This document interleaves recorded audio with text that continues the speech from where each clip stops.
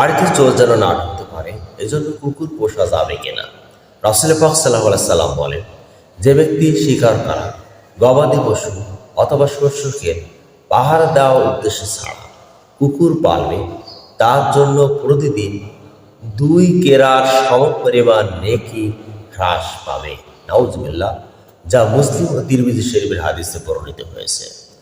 রাসূল পাক সাল্লাল্লাহু আলাইহি সাল্লাম বলেন, আল কেরাআতু মিসলু উহুদিন, এক কেরার সমান উহুদ পাহাড় সমতুল্য।